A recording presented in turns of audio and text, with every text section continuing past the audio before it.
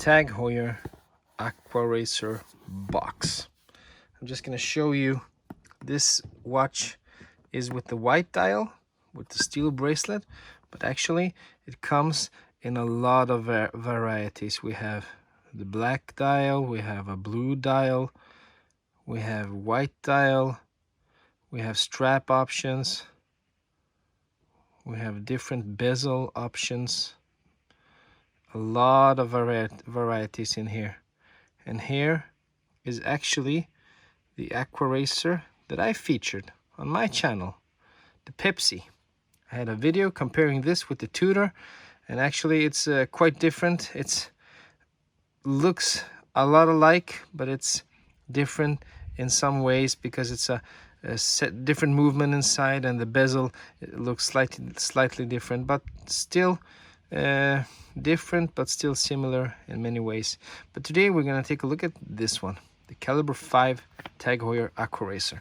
So let's just open up the box, see what's inside.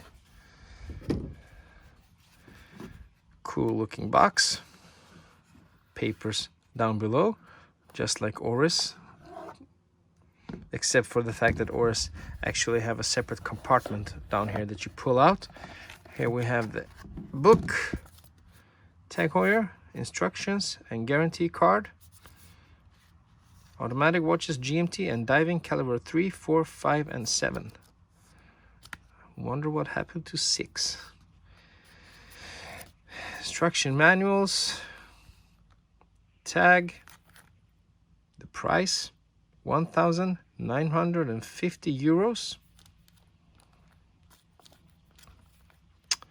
Warranty card, international warranty, basic stuff. And here we have the smaller box inside the box. Tag Heuer. You've got some kind of carbon fiber thing going on here. Oh, sorry, I almost forgot the most holy of things when doing a watch video. I'm wearing the Pepsi GMT Master 2 today, because why not? It's a sunny day and still loving it. Still can't believe I splashed out the money for it, but I did, and now I have to live with it. I'm gonna do a separate review of this watch, but I thought I was not gonna rush it. I wanted to wear it for a while so I could give you a full extensive review, because when I get watches sent to me, those videos are actually not reviews, because I can't review something that I've only handled for a little while. I have to wear it, I have to tear it, I have to get familiarized with it. Then I can do an actual review. These videos are actually just a quick look at or showcasing the watch, showing it to you guys. They're not actual reviews. I can only review my own watches. So there we have it. I'm gonna review this beast of a watch, and I'm gonna tell you all about the pros and some of the cons. Anyway, we're not here for that one, we're here for this one. So let's not waste any more time. Here we have the box. It's some kind of a soft faux, I don't know if it's faux, maybe it's real genuine leather. It feels leather to the texture. It's a nice box actually. I actually think this box is nicer than the one that I got for my Aquaracer GMT Pepsi. But that's another story. And here we have the watch. Spare links, since it's a used watch from a guy. From the guy that sent it to me. And here we have it. Tag Heuer Aquaracer caliber 5. Let's pop out the crown and get that second hand running. There we go. I actually think this watch looks really cool. It's sporty, and yet it's in some way it's really classy looking. I think this could be easily pulled off at a fine dinner or on some finer occasion. Actually, I don't know why I'm saying that, because I wear whatever watch I want to wear whenever I want to wear it. I don't care about this watch goes for that, or this Seiko Presage can only be worn on Nobel Prize dinners. Some people are like that. They like to have sporty watches for some occasions, and then classical fine watches for other occasions. I don't care so much about those things. We have the date at 3 o'clock. Bezel. Let's check out the action. Oh, it's actually 120 clicks on this bezel. Feels good. It feels a little loose to the turn, but when it locks in place, it really locks in place. There is no movement whatsoever between the clicks. But when you want to click it, it's quite easy to make it click. But between that, no movement at all. And it aligns perfectly all the way.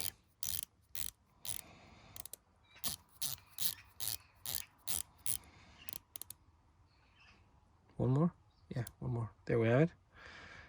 Anyway, I really like the bezel, that it's mixed, it's brushed in between and then we have polished details with those markers here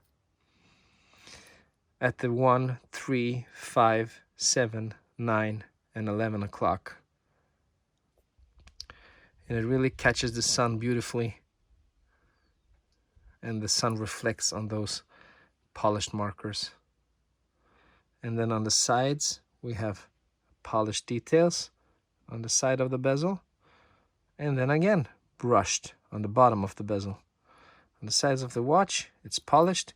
We have the Tag Heuer logo, their famous shield.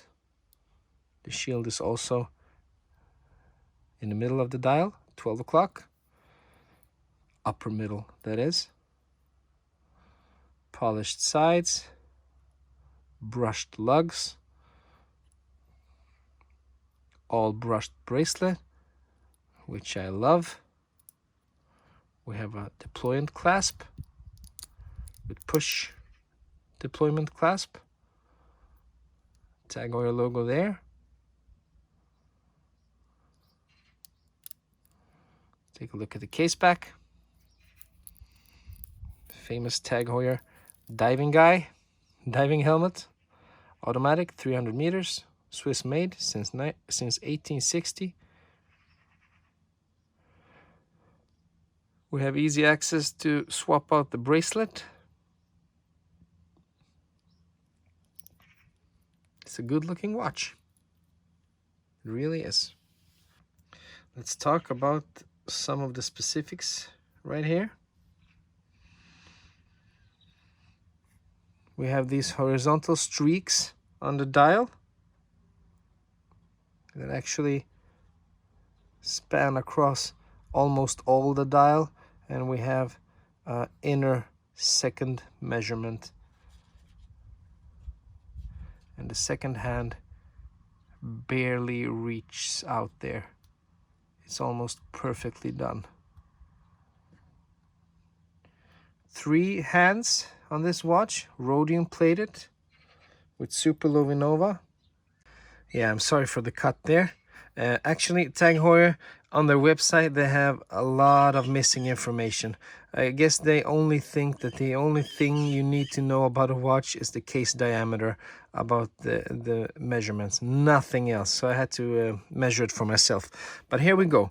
We have a diameter of 43 millimeters. We have a thickness of 12 millimeters. That's actually quite a slim watch.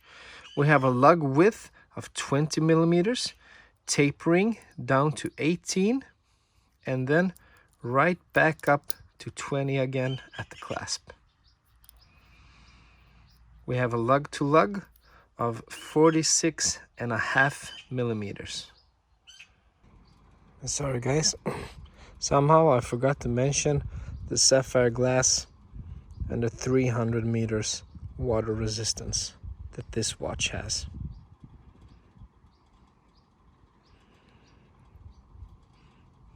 And I also forgot to talk about the Cyclops, which is perfectly fine. Let's try it on so you can see how it looks. I really wish the birds could just shut up around here, but they don't. Shut up. Yeah, you. Here we go. Okay, it's a little tight for me. Yeah, you know, it's too tight for my wrist, so I have to, I forgot to show you this. We actually have a diver's extension here. I'm really not a fan of this kind of diver's extension because it's pressed metal, is it? It looks like it. It feels really thin and not sturdy at all. We have 3 points of adjustment right there, so you can adjust the clasp easily. I mean, you can adjust the bracelet. Let's put it on, see if it fits better now. It fits really good, a little loose, but still. Looks good on my arm. And this is the thing with watches with white dials. I have had a couple of watches with white dials, and I've said that a couple of times, and I really like them. I think they look good, and they're a contrast to my tattoos with a lot of colors. And then we have a white dial. I think it looks fantastic. But all the white dial watches that I have ever owned, I always sell them. It's like love at first sight, and then after a little while I grow tired of them. I don't know why, but it's always the same. And that's a fact. Like the orange second hand and the caliber 5 writing, matching that orange. Beautiful bracelet. Beautiful clasp.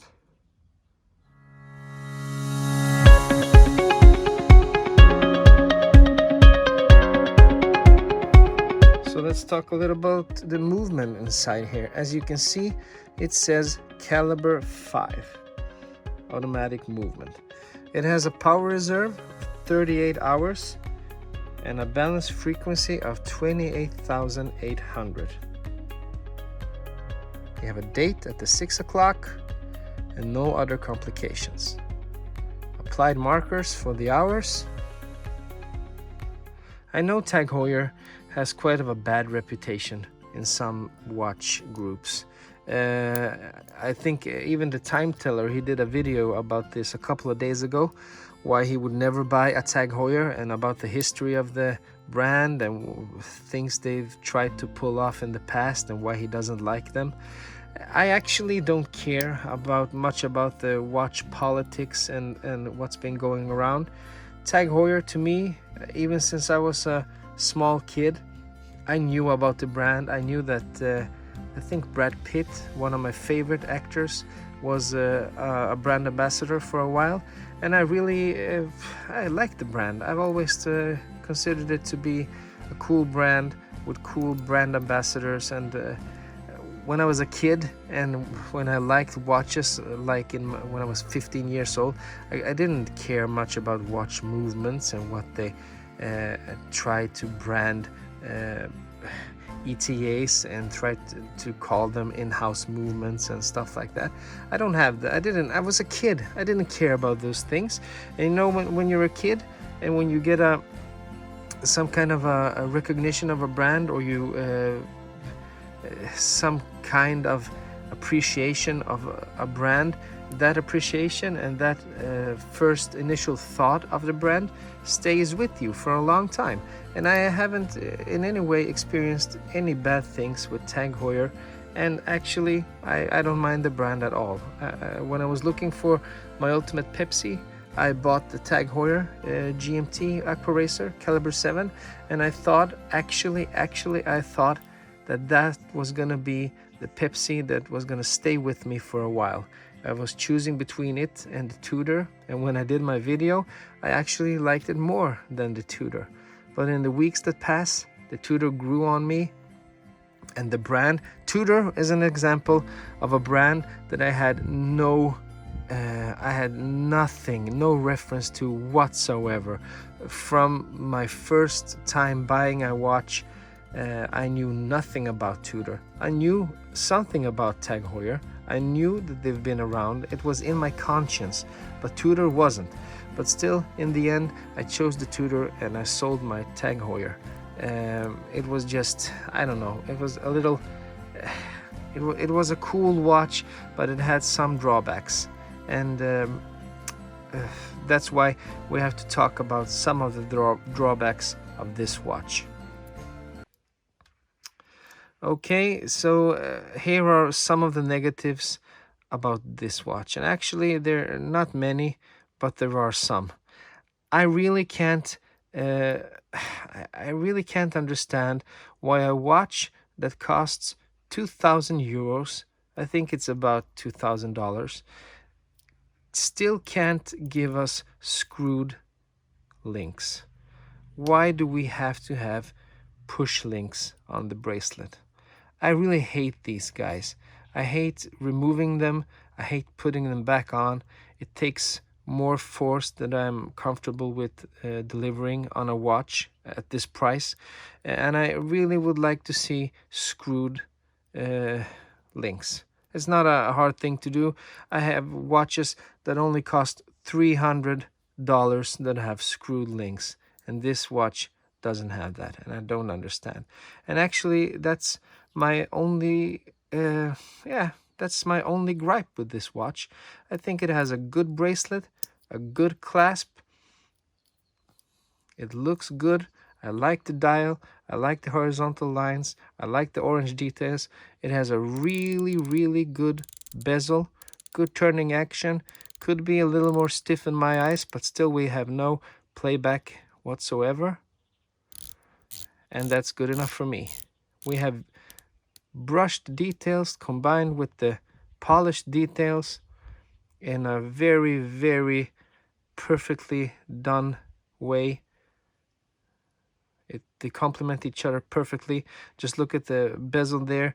The fact that they brushed the upper side, polished the upper side and brushed the lower side. That's a cool detail. The one thing that's the most negative with Tag Heuers, it is that they drop in value tremendously. When I sold my GMT Tag Heuer, I lost a lot of money on that transaction because I bought it new from an AD, which I shouldn't have done. But you know, it's a lesson learned, and next time, if there's going to be a next time with me buying a Tag Heuer, I'm definitely gonna buy it used, because they lose value really, really much, and a lot of brands lose value really much.